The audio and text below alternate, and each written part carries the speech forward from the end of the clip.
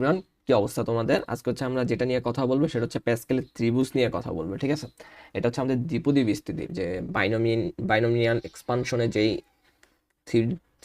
থিওরিটা আছে সেখানে হচ্ছে আমাদের কাজে লাগবে আর কি, দ্বিপদী বিস্তৃতি আর কি, ঠিক আছে? তো দ্বিপদী বিস্তৃতি হচ্ছে প্যাসকেলের ত্রিভুজ নিয়ে কথা বলবো। প্যাসকেলের ত্রিভুজটা আগে কিভাবে আঁকতে হয় সেটা একটু দেখে নিই, ঠিক আছে? তো আমি প্রথমেই যেটা দিব সেটা হচ্ছে এখানে একটা ওয়ান দিয়ে দিব, ঠিক আছে? আচ্ছা, ওয়ানের থেকে আমি কি করবো, এক স্টেপ নিচে নেমে যাব।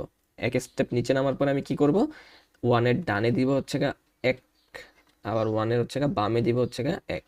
সরি, ডান বাম গুলাই ফেলছি আর কি, ঠিক আছে?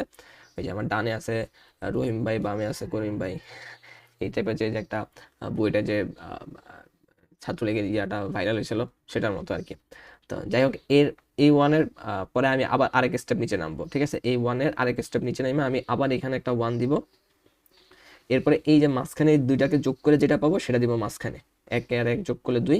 আবার এখানে হচ্ছে ওয়ান দিব, আবার এই ওয়ানে এক স্টেপ নিচে নেমে এখানে ওয়ান দিব।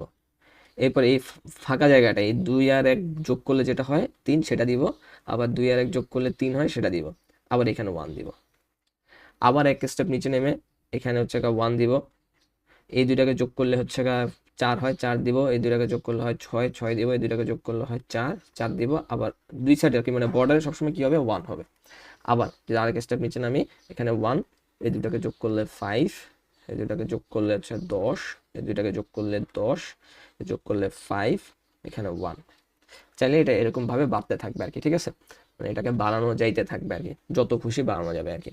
আচ্ছা, প্রথম যেটা লিখলাম না, এই যে ওয়ানটা, এটা অ্যাকচুয়ালি n ইকুয়াল টু জিরোর জন্য। n মানে হচ্ছে দ্বিপদী বিস্তৃতির পাওয়ারকে নির্দেশ করে আর কি।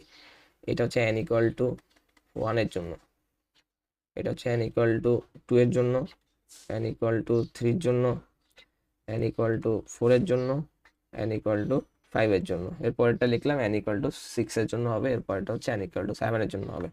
এটা ছিল প্যাসকেলের ত্রিভুজ। দেখো, এটা ত্রিভুজ শেপ নিচ্ছে, তাই না? এই যে একটা ত্রিভুজ শেপ নিচ্ছে, এই জন্য এটাকে প্যাসকেলের ত্রিভুজ বা দ্বিপদী বিস্তৃতি বলা হয় আর কি। তো এই প্যাসকেলের ত্রিভুজ এবং দ্বিপদী বিস্তৃতি দিয়ে কিভাবে দ্বিপদী বিস্তৃতি করা যায় বা ম্যাথ করা যায় সেটা হচ্ছে আমি পরবর্তী কোনো ভিডিওতে দেখায় দেওয়ার চেষ্টা করব। এই তো, আল্লাহ হাফেজ।